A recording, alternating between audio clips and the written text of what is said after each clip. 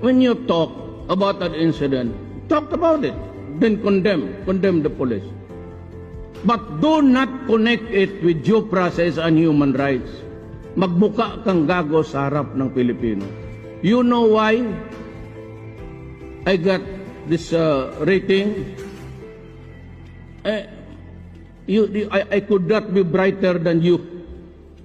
And my work is not more important, or your vocation is not less than mine. But when you talk in public, carry the proper message. Kaya mag-itito kayo, binibombahan kasi ako ninyo ng ganon. Sabihin na ng mga tao, tama yan. Tama yan si Duterte. Kasi nangyayari. Kayo parang fruit sampa, ganon-ganon.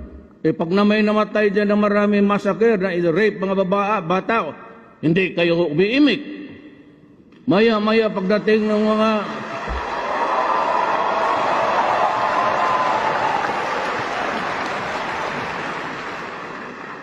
Pagdating nitong mga Western expert ko, no, you give them so much premium and importance.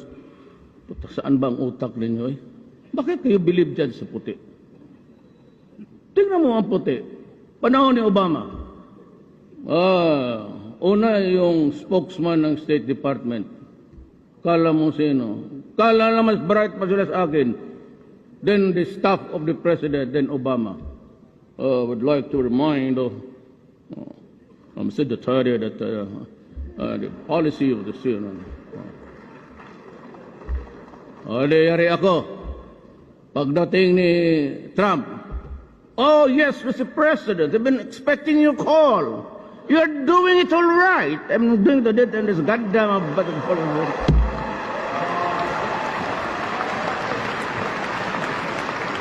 Uwi na ako.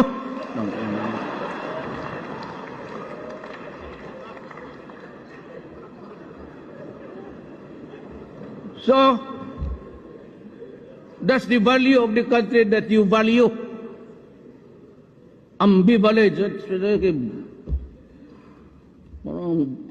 Parang electric fan. Okay dito, o hindi na okay. It's vacillating. Tapos kayong mga Indian, believe kayo.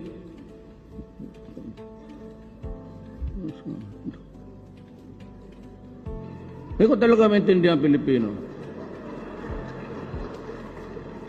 It takes for an American to say that I'm a son of a bitch.